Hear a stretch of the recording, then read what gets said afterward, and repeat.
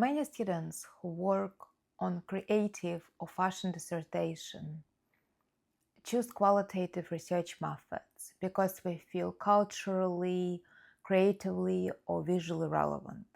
Yet they often are not sure how to structure and organize their methodology. And in this video, I'm going to give you easy to follow and straightforward structure for methodology. It is easy to assume that since creative research often involves opinions, images, analysis of cultural elements, it doesn't have to be as academic. However, the purpose of methodology chapter is not to give you a creative overview, but to present it academically sound. In case someone else would be doing a similar research, they would be able to understand how you have done yours and replicate it.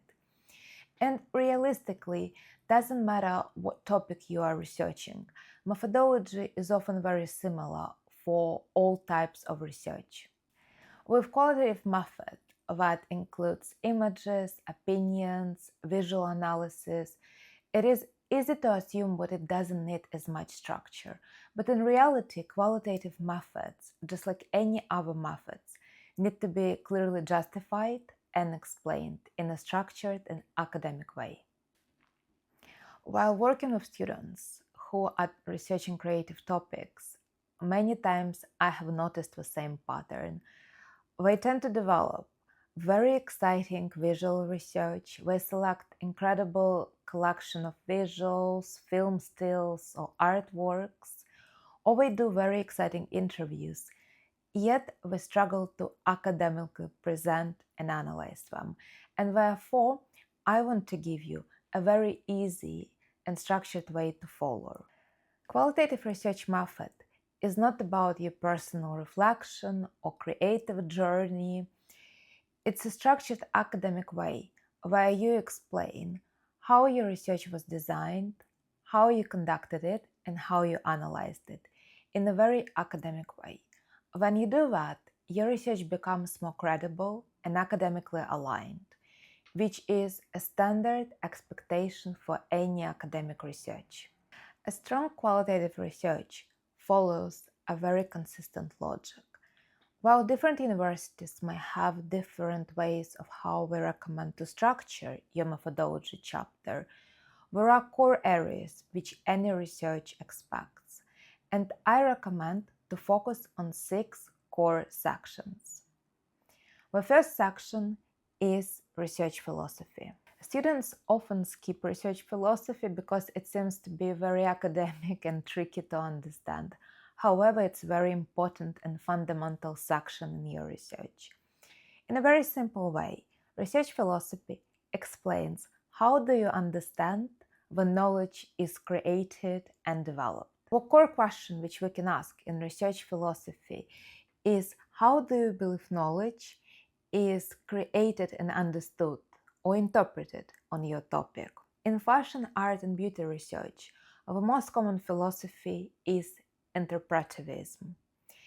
Interpretivism assumes that all meanings and knowledge is socially constructed and culturally understood.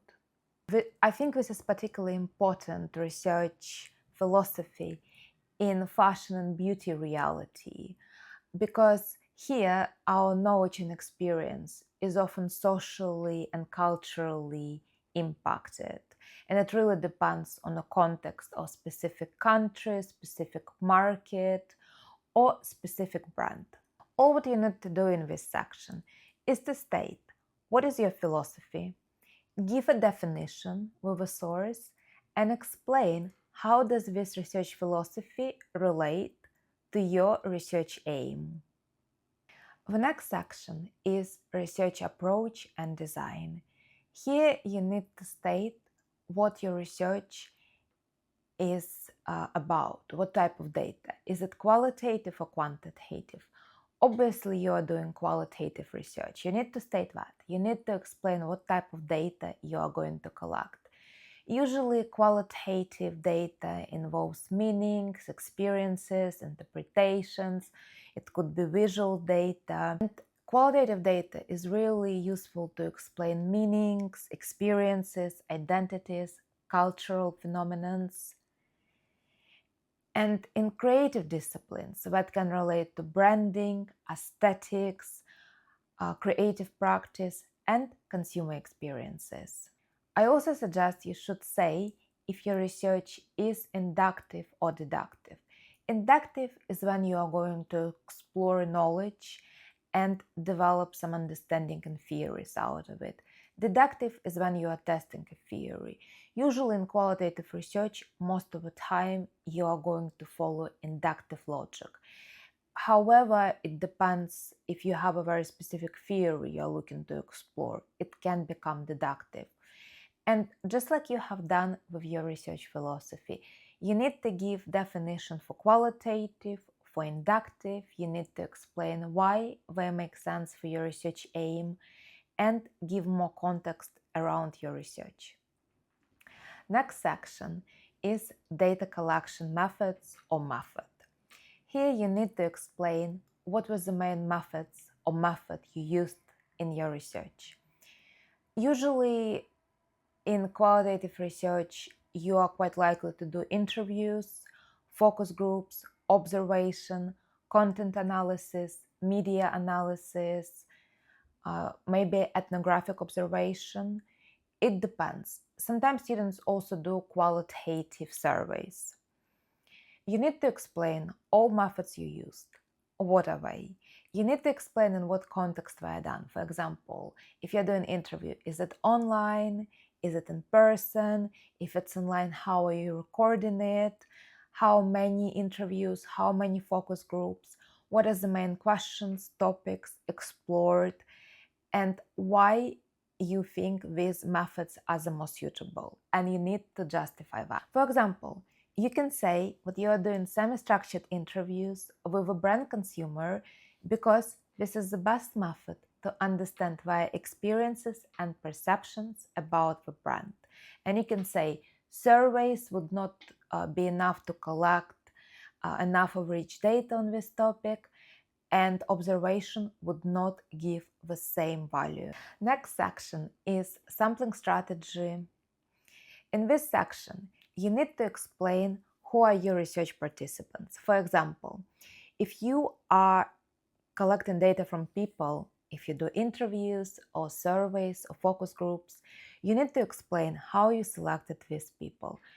Maybe there needs to be a geographic context. Maybe we need to live in a specific country.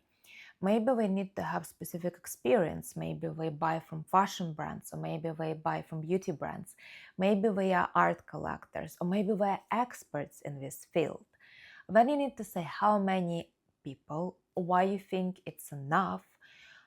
Is there any limitation? Maybe we need to be aged within a specific group. Maybe we need to have a specific behavior, or maybe they should have been exposed to some experiences before, and maybe you need men, maybe you need women, maybe you need other specific characteristics.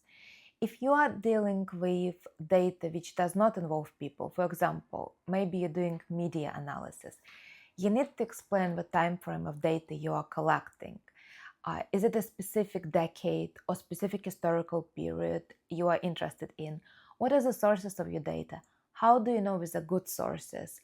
What is the number of sources you are including, and so on. You also need to explain, if you are dealing with people, how will you reach them? Are you going to post an ad? Are you going to email them directly if these are experts? If so, what would be the process? And same with any data you are collecting. Is it online? Is it archival data? Is it open source? Do you need some sort of gatekeepers who will give you access to this data? All of this needs to be explained. And of course, all this needs to be related to your research aim and objectives. Next section is data analysis method. Here you need to explain what you will do with data once it is collected. It's very common in qualitative research to do thematic analysis or discourse analysis, visual semiotics, interpretive frameworks. It really depends on what type of data.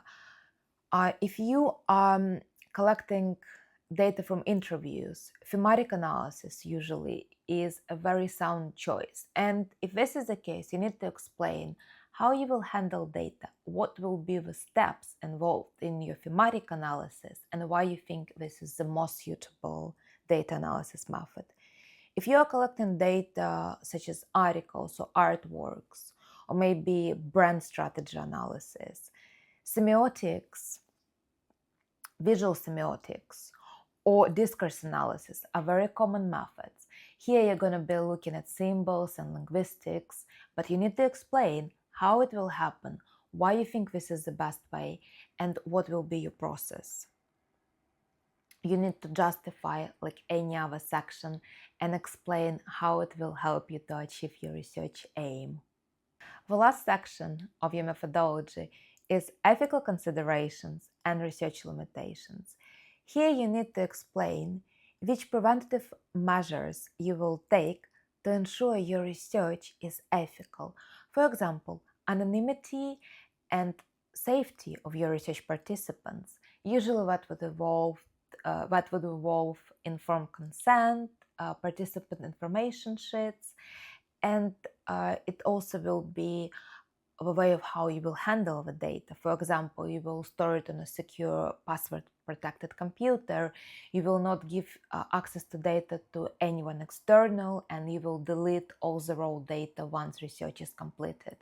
It's also about voluntary participation. It's about participants' right to withdraw from your research. And when you write about all these things, make sure you cite credible sources from research methodology readings. You also should talk about limitations of your research. For example, maybe you have a sample size which is relatively small. Maybe there is a level of subjectivity or bias you might expect in this research. Maybe you are focusing on a specific brand or specific geographical region or specific market, which is not representing the whole population of the topic of your research. And that is fine. All studies, even the most advanced ones, they often will have limitations and ethical considerations. It's not about criticizing your research, it's about being ethical and honestly acknowledging what, there are limitations, and this is just the reality. Research methodology is a very academic chapter, and it's not about demonstrating your creativity, but it's about showing how logical your research process is. You should ask yourself, is my research addressing all the aims from my methodology? You should also ask yourself, are all choices I have made in my research methodology justified with credible sources and arguments? And you should also ensure that there is a very clear logic from your literature review chapter, your methodology, all the way to how you will be presenting your findings. Because remember, all chapters in your research were connected to one another, and they should appear like they organically flow from one chapter to the next one. If you find this video useful, please leave it a like and comment on what you would like to find out about next, or if you have any questions. I am working on developing templates which you will be able to download and follow to structure your research and dissertations. If this is something you're interested in, follow my channel for updates.